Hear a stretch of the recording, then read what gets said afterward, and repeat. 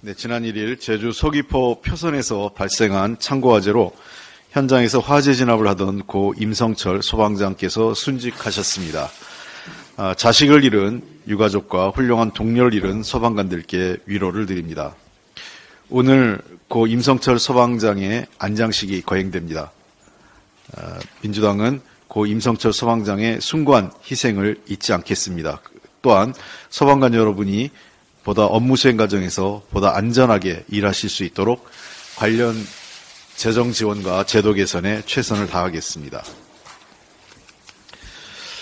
어제 제가 그토록 문제점이 있고 개각에 대해서 잘못됐다 지적을 했음에도 불구하고 결국은 대통령실에서 인사를 했습니다. 민생 포기, 경제 포기 인사입니다.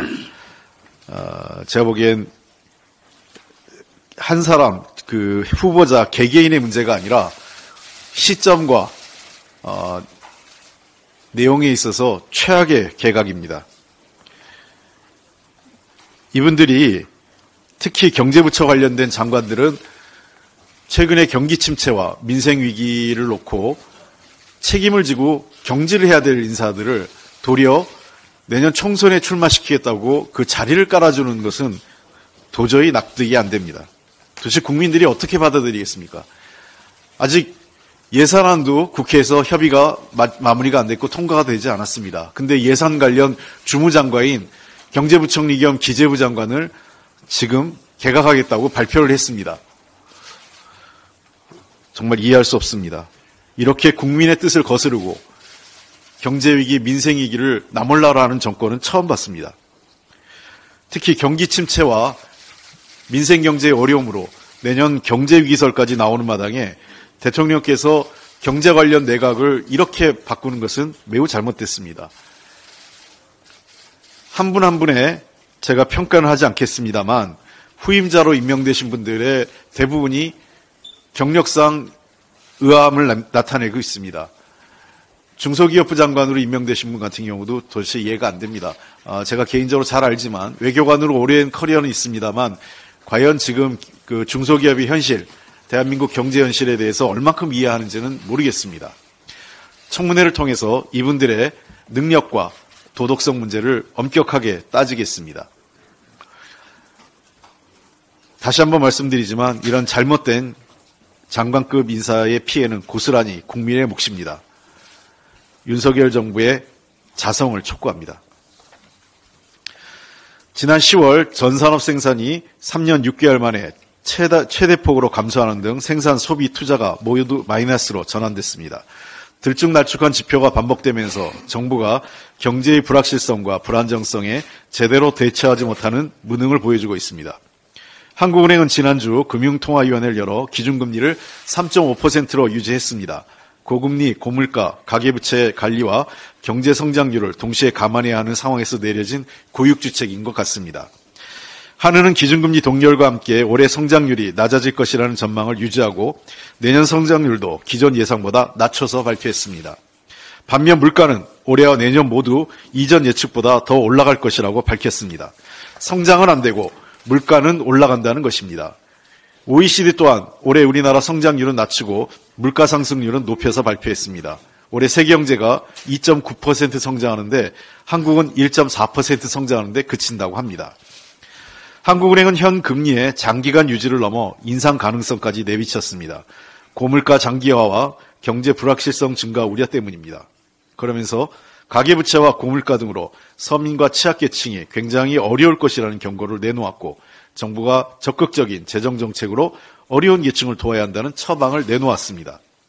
중앙은행이 물가 안정과 경기 부양 사이에서 고군분투하면서 정부의 적극적인 민생 대책을 강조하고 있는데 정부 여당은 모르쇠하고 역행하고 있고 무책임으로 일관하고 있습니다. 예산이 민생의 버팀목이 되도록 하자는 민주당의 요구에도 협상을 회피하면서 민생 파탄, 국민 방치 예산을 고집하고 있는 것입니다. 민생을 살리라는 국민과 야당 그리고 중앙은행의 호소까지 외면하고 있는 정부 여당에 강력히 촉구합니다. 더 어려워질 것으로 예상되는 민생과 경제를 회복하기 위한 예산을 만드는 데 협조해 주기 바랍니다. 권력이 준 권력, 국민이 준 권력에 눈이 멀어 그 책임을 다하지 못한다면 남는 것은 국민의 심판뿐입니다. 윤석열 정부의 에너지 정책이 거꾸로 갑니다. 제가 지난번에 대한민국 1호 영업사원인 윤석열 대통령이 7조 원의 투자 유치 성과를 내세웠는데 정작 100조 원이 넘는 해외 투자가 있었다라는 얘기를 했습니다. 그 내용의 일부를 제가 지적을 해보겠습니다. 미국 백악관은 최근 259조에 달하는 투자를 유치했고 이 중 72조 원이 한국 기업이라고 밝혔습니다. 여기에는 한화큐셀이 3조 2천억 원을 투자해 태양광 패널 공장을 짓고 2,500명의 고용을 창출한다는 내용도 포함되어 있습니다. 그러나 국내에서는 정부의 재생에너지 생태계 파괴로 국내 태양광 발전 설비 설치량은 대폭 감소하고 산업은 고사 위기입니다. 한화큐셀도 국내에서는 최근 희망퇴직 실시와 충북 음성공장 가동 중단을 결정했습니다. 국내 재사용 에너지 산업은 파괴하고 해외에 퍼주는 것이 윤석열 경제외교와 에너지 정책의 실상입니다. 제가 지난번 얘기했죠. 국내 일자리는 줄이고 해외 일자리는 늘리고 계십니다. 윤석열 정부가 남 좋은 일만 하는 사이 세계는 재생에너지로의 구조전환에 박차를 가하고 있습니다. 애플, BMW 등 세계 공급망을 좌우하는 기업들은 납품기업의 재생에너지 사용을 조건으로 하고 있습니다.